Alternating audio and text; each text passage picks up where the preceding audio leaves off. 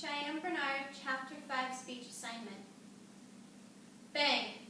What would you do if tragedy struck your family? Families that teach their children how to respect a firearm are less likely to experience gun-related tragedy than families that don't teach their children how to respect a firearm. In 2003, a 14-year-old boy accidentally shot and killed his friend. This could have been avoided if the 14-year-old boy had been taught how to properly handle a gun and when an appropriate time to shoot would have been. Some of the safety precautions that the mother could have taken would have been to teach the son by taking him to a shooting range about what an empty chamber is, what a bullet in a chamber looks like, and what type of gun the boy had in his hands at the time. But instead, the mother had told the son, "Don't ever touch the gun, leave it underneath my mattress," which enticed the boy to take it from underneath the mattress and show his friend. I will be using my own experience and safety rules by the ATA, Amateur Trap Shooting Association, the NRA, National Rifle Association, Youth Hunters Ed programs, and USA Today. Between 1999 and 2010, nearly 800 children under 14 years of age were killed in a similar manner. Those all could have been avoided if the proper safety steps had been taken, such as how to handle the gun, where to keep the firearm in the home, and what to do when you are holding a gun, and when a proper time to shoot would be. Some of the safety steps, if you do keep a gun in your home, would be keep the gun unloaded, somewhere under lock and key, hiding the key so that your child has no way into the gun safe, or into a cabinet or lockbox. That's what my family personally does. We have a gun safe that only my dad knows the combination to. I will show you now how to properly handle a handgun and a shotgun while having the proper eye and ear protection. So the proper eye protection are glasses, shooting glasses that look a lot like sunglasses, but they have a thicker lens on them. These side blinders are important when you are shooting because it keeps all the dust, wind, and debris out of your eyes. They've got a curve on them, a little different than a sunglass because these want to form to your ears so they stay on your face with the recoil from the gun. And they just sit right on your face like this. It's important not to wear your shooting glasses indoors because you want to be able to have your peripheral vision, but when you're shooting, with the side blinders also helps keep distractions keeps you from getting distracted. The proper ear protection, we have two different kinds here. The first is your typical little foam rollers where you can just kind of squish them and mold them, and then they sit right down into your ear canal.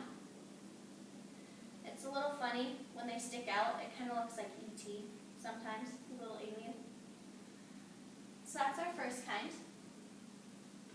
Our second kind are earplugs that are molded to your own individual ear shape. This is my pair, and they just sit right down in your ear. This little point here sits down in the ear canal, and this bigger flat surface sits in your ear's opening. All right. Secondly, this is a pistol. This is not the kind of gun that was used earlier in my story. So, to make sure that this is empty, you want to keep it facing in a safe direction, such as the floor, or not pointed at another person. Keeping your finger off the trigger, it's easiest to keep your finger straight. You just want to take it and lay it above the trigger, slide the chamber back, see that there's no bullet in the chamber, close it, and put it back down onto the table. always making sure that the safety is on. This is the clip, or the magazine, that sits into the pistol. It's loaded, so that's why it's not in the pistol right now. This is a typical bullet for a handgun. This second gun is called a shotgun. Very similar to a pistol, we always want to make sure that the firearm is pointed in a safe direction. There are two different kinds of shotguns.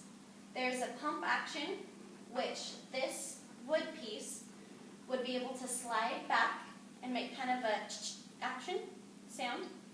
And then there's this kind, which is a break open, meaning that it forms an L, and so you can see into the chamber. As you can see, there is no shell in there currently. Some of the ways to carry the shotgun is you can have it hanging right here at your side so that you can look down through the barrel and see the ground, making sure that it's empty. Another way is you can carry it up on your shoulder, always keeping the end of the barrel pointed at the ground. You never want to have the gun swung backwards so that the end of the barrel is to your back. You always want to keep it forward. Alright, now I'm going to put on my eye and ear protection, and we're going to head on out to the trap field. As we go, once we go through the door, I'm going to explain what the trap field looks like and some safety rules about trap shooting.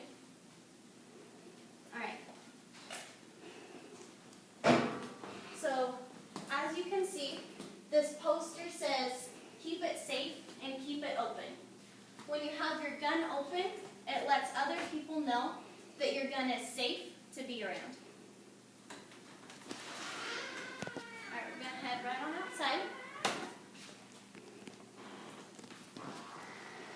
Alright, so from here, you can see that the trap field has got a horseshoe shape. This is so you don't want to be in a straight line, because when you're on the first station, which is this first concrete sidewalk, when you're shooting, the target is going to come out of the trap at hard angles, and you never want to be in a straight line and possibly cross someone else's field of fire. You always want to have your own field of fire, which is why it has the horseshoe shape. So coming out here a little bit more, each trap field has 5 stations. And at each station, you'll shoot 5 shots. The black box with the 1 is the trap house, where the targets come out of. So we're going to go up to the front of the field.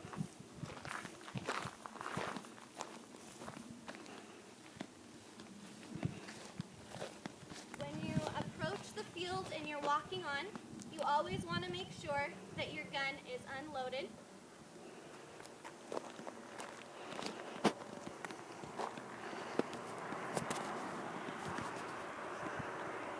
Once you're up here, you'll want to make sure that your ear protection is in. I'm not going to put mine in right now because I'm holding my gun and I will need 2 hands for that. So I'm not going to fire, but what you'll do, make sure your gun is clear, make sure everyone else on your trap, on your squad is ready. You'll raise your gun up, always keeping your gun in a safe direction. Close your chamber. Pull, bang, bring your gun back down, and when you shoot, you'll want to have a shell in your gun. I don't. Mine is still clear and empty. You'll take your empty shell out, put it in the side, and you'll shoot your 5 shells, move to the next station, keeping your gun clear and empty, and you'll shoot another 5. In conclusion, safe gun handling will help save a life